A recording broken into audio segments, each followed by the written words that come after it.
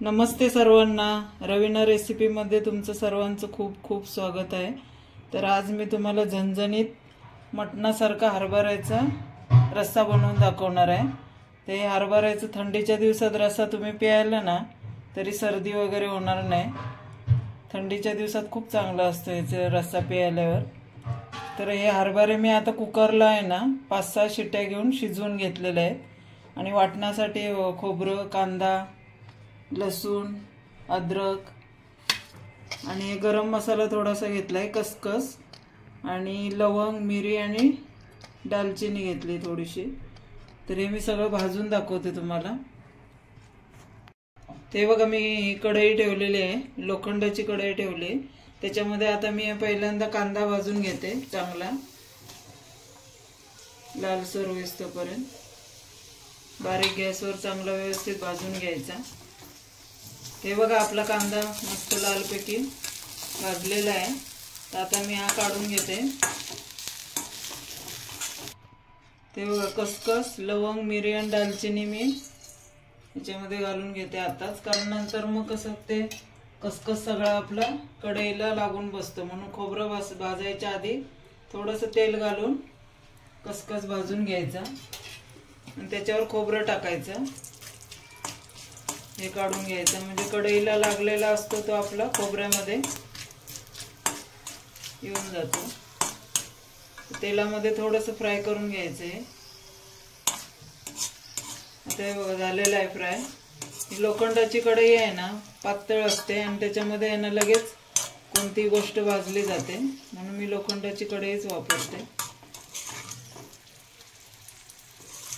आणि आता राहिलेलं आहे ना त्याच्यामध्ये आपण अद्रक, लसूण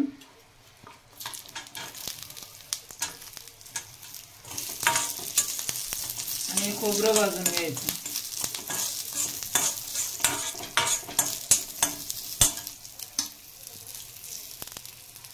ते परतून घेते म्हणजे राहिलेला खसखस या खोबऱ्याला लागून आपला येतो व्यवस्थित। ते मी जरासं थोडंसं लालसर करून घेते। हे बघा मी आता वाटून घेतलेलं आहे खोबरं आणि हे थोडेसे हरभरे इथं पण आहेत शिजवलेलं पाण्यासहित, आणि इथं थोडेसे मी हरभरे वाटून घेतलेले आहे। ते वाटून घेतलं ना की मग जराशी टेस्ट अजून चांगली लागते। तर मी कोरडेच असे फिरवून घेतलेत।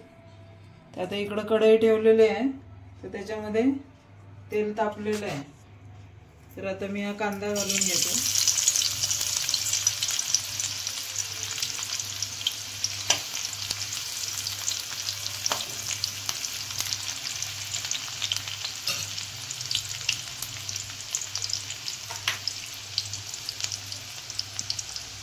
कांदा थोडासा लालसर करून घ्यायचा।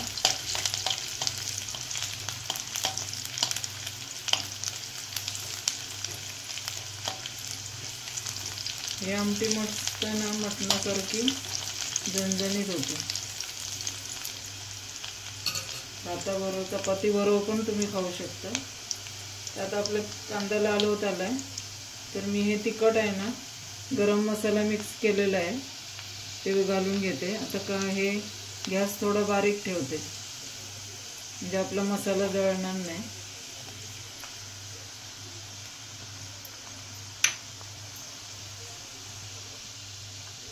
हळद थोडी आणि वाटलेला जे वाटण घातलेला आहे ना मसाला आपला तो घालून घ्यायचा।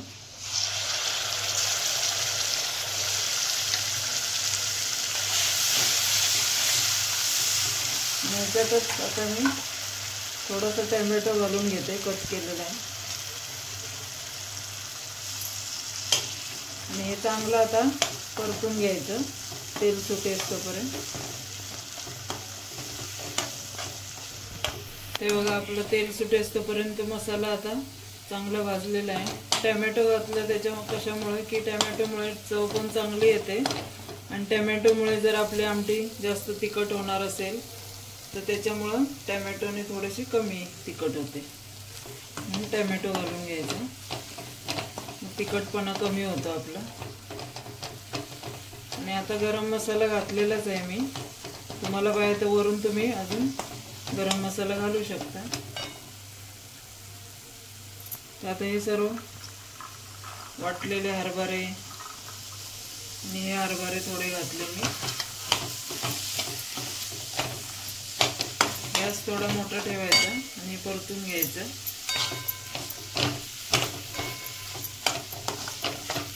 वाटून घातले ना की त्या रश्याला आपल्या हरभऱ्याची चव चांगली लागते। म्हणजे आपलं शिजवलेलं पाणी आहे ना ते थोडं घालून घ्यायचं त्याच्यामध्ये।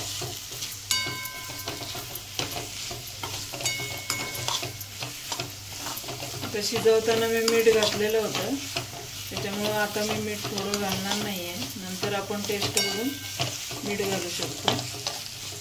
ते वाटलेलं पाणी थोडंसं मी घालते।